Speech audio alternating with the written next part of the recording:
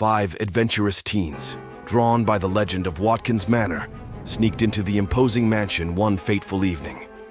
Caroline, a history enthusiast, had read about George Watkins and his dark past, while Roger was more intrigued by the thrill. Samantha, curious about the paranormal, had always felt drawn to the place. Deborah and Helen, although skeptical, didn't want to miss out on the adventure. As the group stepped inside, the massive door slammed shut behind them. The wind howled, and the creaky silence of the house was disrupted by their uneasy breathing. They lit some candles and placed them in a circle. Samantha suggested using her Ouija board to communicate with any spirits. No sooner had the planchette started moving than they felt the atmosphere change. Cold drafts blew and distant, eerie sounds echoed. Doors locked on their own, and the once grand hallways turned into a confusing maze.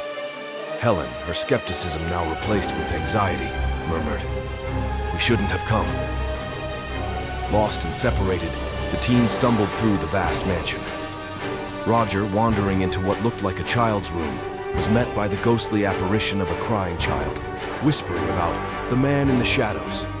Deborah, in the library, saw books fly off the shelves and felt unseen eyes watching her. Helen, in the ballroom, was surrounded by dancing spirits, moving in an endless, ghostly waltz. Amidst all this, George Watkins's malevolent spirit reigned. He had control over every inch of the house. Windows shattered, staircases shifted, and hallways seemed to stretch endlessly. It was his domain, and he reveled in the fear he instilled. Sheriff Sammy, having received a tip about the teens, made his way to the manor. Upon entering, an unseen force hurled him across the hall. Recovering, he realized he was in a battle not with criminals, but with the supernatural. Caroline, recalling the chant she'd read about, began reciting it, hoping to protect herself. Astrum lumina, pacemda, tenebras discede. The protective glow it emitted drew the others towards her. Samantha, remembering the lullaby from her childhood, added her voice, creating a barrier against the onslaught.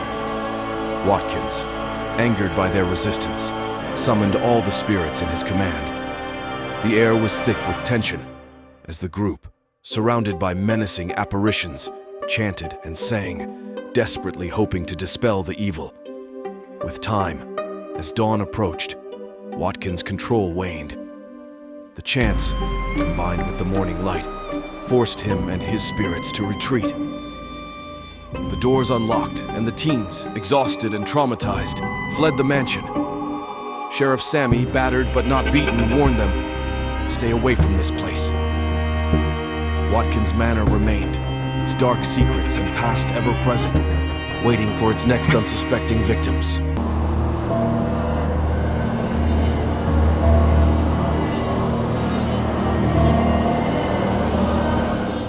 When Rose first set foot in Hemlock Hollow Cottage, the air was alive with the familiar sounds of the countryside, the rhythmic chirping of crickets and the occasional deep hoot of an owl. Despite the unnerving tales she had heard from the villagers of Willow Bend, the old house exuded an unexpected warmth and coziness. It was during her exploration of the dusty, cobweb-laden attic that she stumbled upon an ancient mirror. The frame was ornate, embellished with cryptic symbols that seemed to whisper secrets of a bygone era. Drawn to its mysterious allure, Rose peered into it, unaware that her curious gaze was about to rouse Ethel, a witch shrouded in enigma from decades of enchanted slumber. In the days that followed, an eerie atmosphere enveloped the cottage. Whispered voices seemed to slither through the rooms, sudden inexplicable cold spots appeared, transforming warm corners into chilling voids. Rose's dreams, once peaceful, now became nightmares, where Ethel's taunting voice clawed at her sanity. The mirror, once a stunning relic, now appeared as a fog-enshrouded prison, trapping Ethel within its glassy depths. Driven by a mix of fear and desperation, Rose sought the counsel of Martha, a revered elder in Willow Bend. Martha's expression, a blend of concern and foreboding, deepened as she recounted the story of Ethel, a witch whose wicked deeds had led her own community to confine her within the mirror. an eternal sentence meant as retribution. However, Martha also spoke of a glimmer of hope, a legendary coven led by Mary and her sisters, who had long stood as defenders against dark forces. With renewed determination and a flicker of hope, Rose approached the coven. Mary, Annie, and Dorothy were not just guardians of the mystical arts, but also bearers of wisdom, strength, and compassion. They immediately recognized the mirror as a dark artifact, one they had fervently hoped had been lost to the sands of time. Annie, known for her mastery of lunar magic, wasted no time. She crafted a talisman, the Lunar Aegis, from ethereal strands of moonlight and finely spun silver. This amulet was designed to envelop Rose in a protective aura, shielding her from Ethel's malignant influence. Dorothy, a sage of herbalism, meticulously prepared a potent potion, the elixir of etheric nullification. She combined rare and powerful ingredients like phoenix feather, nightshade petals, and dragon's blood sap, intending to neutralize the curse ensnaring the mirror. Meanwhile, Mary began to weave the intricate Seal of Eternal Repose, a spell steeped in the ancient power passed down through her lineage. As dusk draped its cloak over Hemlock Hollow, Ethel sensed the coven's presence and retaliated with a fury born of decades of confinement. The earth beneath the cottage trembled violently, windows shattered, sending shards flying like lethal rain, and menacing silhouettes twirled and writhed in the ensuing turmoil. Despite the chaos, the sisters stood unyielding.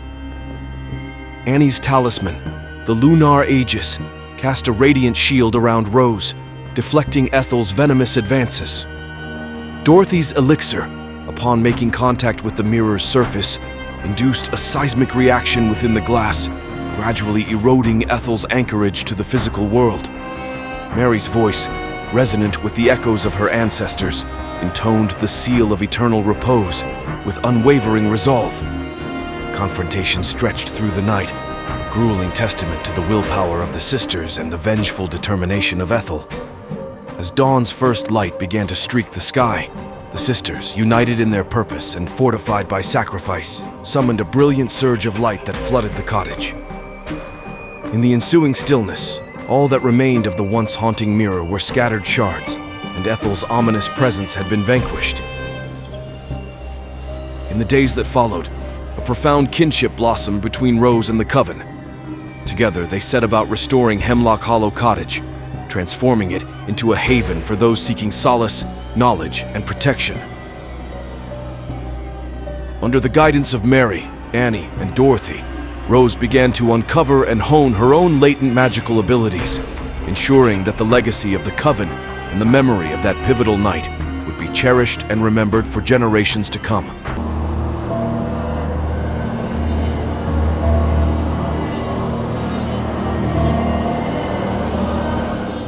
In the midst of a fierce storm, the unexpected silhouette of the majestic Voyager emerges, casting a spectral shadow in the fog. The vessel, surrounded by an aura of its cursed fate, intrigues David's crew, drawing them in like moths to a flame. Stepping aboard, the haunting silence is deafening. The ship's story unfolds through ghostly apparitions and echoing cries. As they explore, they find the haunted compass, an artifact of immense power, cursed and intertwined with Captain Smith's soul.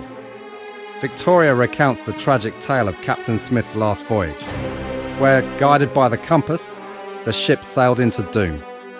It's said that the compass entrapped the souls of the ship's inhabitants, condemning them to a nightmarish eternity. As they venture into the ship's grand ballroom, an eerie spectacle awaits. At first it appears enchanting. Captain Smith stands tall at the helm, his crew and passengers dancing, laughing, reliving the ship's glory days. It's as if they've stepped back in time, witnessing the majestic Voyager in its prime. The entire room is cast in an otherworldly, dreamlike glow with ethereal music playing. But as the dreamy illusion intensifies, it turns nightmarish.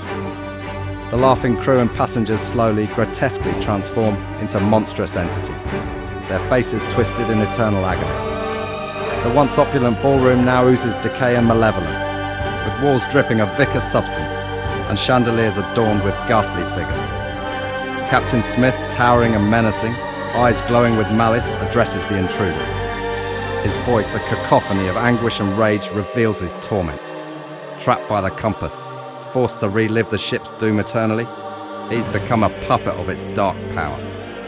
David and his crew, in a desperate bid to escape this living nightmare, band together. Fiona's psychic energy senses the compass's overwhelming desire to be free from its curse. In a tense confrontation, Captain Smith, torn between his former noble self and the compass's dark influence, battles the intruders. Victoria, recalling an ancient maritime ritual, guides the group in a chant, using the ship's artifacts to amplify their efforts.